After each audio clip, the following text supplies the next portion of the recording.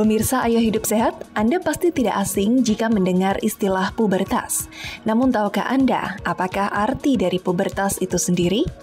Pubertas adalah perubahan dari seorang remaja dari masa anak-anak ke masa dewasa. Namun masyarakat banyak yang beranggapan kalau masa pubertas itu sering sekali terjadi 2 kali. Dan biasa terjadi pada pria dewasa yang memasuki umur 40 tahun. Salah satu ciri yang sering dianggap seorang pria dewasa sedang mengalami pubertas kedua adalah perubahan gaya berpakaian. Hal ini dikarenakan pria tersebut tidak ingin terlihat sudah berumur di depan banyak orang. Alhasil, ia menutupinya dengan model pakaian yang lebih modis dan juga rapi. Eits, jangan salah. Menurut beberapa penelitian, wanita juga dapat mengalami masa pubertas kedua loh pemirsa. Salah satu cirinya adalah ingin tampil lebih menarik dari biasanya. Hal ini dikarenakan wanita tersebut ingin menarik perhatian banyak orang dan juga mendapatkan sebuah pujian. Lalu apakah pubertas kedua bisa dicegah? Untuk lebih jelasnya, mari kita simak penjelasan dokter di Ayo Hidup Sehat. Oh, pubertas. Nih saya di umur-umur 40 nih, Dok. Ini rasanya seperti apa sih, Dok? Ini pubertas kedua emang ada, Dok? Emang rasanya gimana? Emang suka suka centil-centil atau gimana gitu? Iya, lumayan sih. Aduh, tapi ngomong-ngomong Bapak nanya-nanya langsung. Kenal nggak nih sama dokter siapa? Benar, belum kenalan ya, Dok. Ini Dokter Iman Firmansyah, spesialis kesehatan jiwa. Gitu. Dokter Iman nih bakalan ngobrol-ngobrol tentang pubertas kedua. Mungkin Bapak mau mau konsultasi? Bener. Ini pubertas kalau ABG kan itu akil balik begitu kan, dari anak-anak menuju ke dewasa begitu. Nah itu kalau 40 begini emang benar ada pubertas yang kedua, Dok? Ya, tadi benar ya bilang pubertas itu emang ada peralihan secara fisik, psikologis, perilaku, bahkan seksual. Jadi arahnya ke arah sana. Betul. Pubertas. Ya. Tapi apakah ada pubertas kedua? Secara kedokteran tidak ada. Oh. Nggak ada ya? Yang Nah, biasanya, ini ada gambarnya ya, Dok ya? Iya. ya, dan ini ada pola-pola perubahan sosial dari usia ke usia. Jadi yang kita lihat misalnya yang pubertas itu biasanya dimulai dari adolescent, remaja. Remaja itu di situ di usia 12 sampai sekitar 18 tahun. Gitu. Dia ada di atas ada identitas, dia mencari identitas. Betul. Gimana saya harus seperti apa dan bagaimana, karena mereka masih belum ada saya anak bukan, dewasa bukan. Makanya mencari identitas itu. Pada saat identitas yang di atas itu tidak dapat, di bawahnya ada role confusion. Dia akan kebingungan peran. Dia akan, saya ini sebagai anak atau dewasa, apalagi udah diawali dengan perubahan-perubahan secara fisik, psikologis, bahkan ada seksual juga gitu. Makanya masuklah ke fase berikutnya yang adult itu. Ada fase intimasi, dia berusaha berhubungan dengan pasangan dan lain-lain. Pada saat hubungannya tidak lancar, dia akan mengalami isolasi yang paling bawah itu. Maksudnya apa tuh, Dok? Isolasi, dia akan mengurung diri, tidak mau berteman, karena dia merasa kecewa, kecewa berlebihan. Seperti itu. Nah, kapan itu, isolasi itu yang membuat maksudnya kalau misalnya terjadi masalah, maksudnya ada masalah pada saat intimasinya nggak berhasil, itu yang atas itu yang normal, yang berhasil. Atas normal, yang bawahnya itu, nah role confusion, isolasi. Nah, kapan disebut puber kedua itu yang dimaksud oleh masyarakat, atau kita sebut tuh midlife crisis lah, krisis usia-usia pertengahan lah, gitu ya. Mungkin Mas Bekti ya. Betul. Makasih ya, Dok. Iya, sama-sama. Nah, itu kayak di usia-usia middle age itu. Middle age itu adalah usia 35 sampai sekitar 65. Oh, itu middle age? Ya, middle age. Makanya itu disebut, kenapa itu disebut orang bilang puber kedua. Pada saat ini harusnya usia-usia seperti ini, 40 sampai 65 itu dia harusnya dia udah mulai stabil.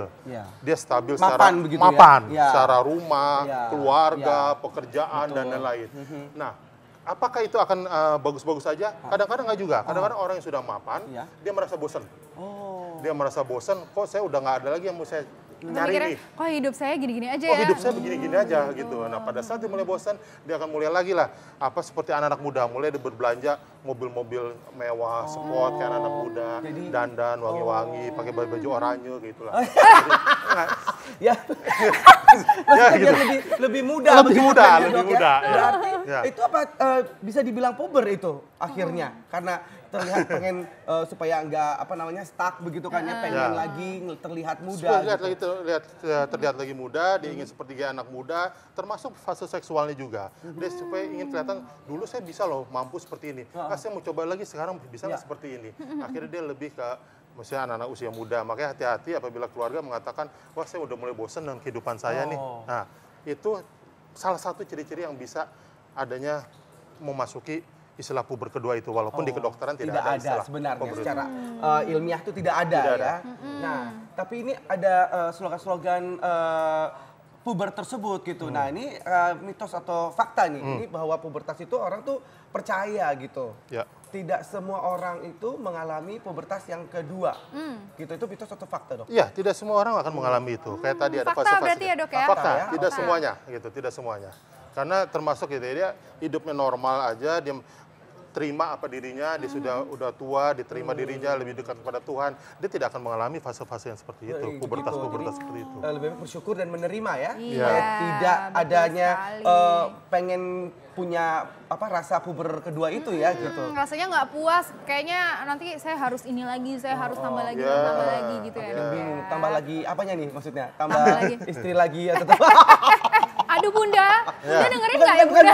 bukan Bunda, bukan. Itu salah satu ciri puber kedua. Wah tuh kan, salah satu ciri Nah ini dia, kedua. makanya itu kan pasti kan kalau tadi aku ngomongin mau cari istri lagi atau mungkin pacar lucu-lucuan gitu ya. Itu kan apa hanya pria ya aja yang mengalami pubertas kedua? Ini mitos atau fakta, Dok? Mitos, wanita pun bisa seperti itu. Wanita juga bisa. Walaupun pria lebih banyak. Saya belum 40 Belum Pak. 40 ya, oke. Kan 35 dibilangnya. Tapi wanita itu apabila dia mengalami seperti ciri puber kedua, itu kadang-kadang mendekati perimenopause. Oh, Mendekati fase menopause gitu. sudah hampir 50 ya. Ya, Dok, dia pengen seperti kelihatan tampil. Karena kan orang menopause kan dia udah mulai turun tuh hormon-hormonnya segala macam tuh ya. Hormon estrogennya dan lain udah mulai turun. Dia ingin supaya kelihatan lagi lah, tampil lebih muda, lebih cantik, make up, botox, detox dan lain-lain lah semuanya seperti itu. Itu kalau yang benar-benar mempercayai kalau memang ada perasaan ingin puber seperti itu ya, Dok ya. Iya. Oke. Nah, ini Dok, ini menarik sekali. Ternyata ada juga, kita sudah meliput, ada pengakuan dari perempuan yang katanya mengalami pubertas kedua. Seperti apa ya? Kita lihat sekarang ini.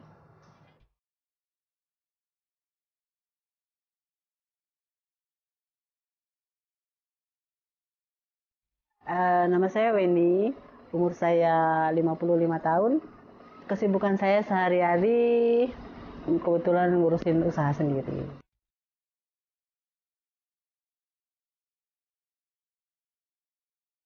Umur 2 itu orang yang dibilang tua juga bukan tua juga sih, mungkin usia-usia kalau bilang umur 2 itu umur 40 tahunan lah ke atas gitu. Tapi dia masih bersolek, dandan gitu kan, rapi gitu. Kalau menurut saya sih seperti itu. Yang saya juga belum nggak ngalami nggak ya. Saya juga nggak tahu deh ngalami apa enggak gitu. Kebetulan memang saya juga suka dandan gitu ya, mungkin orang juga pernah sih ada yang bilang, ih kok kenapa sih kok kayaknya dandan kayaknya gedit banget gitu. Terus saya pikir emang saya begitu, kayaknya saya enggak deh, saya biasa aja. Itu sih perasaan saya, nggak tuh pesan orang menilai saya seperti itu, saya juga nggak tahu.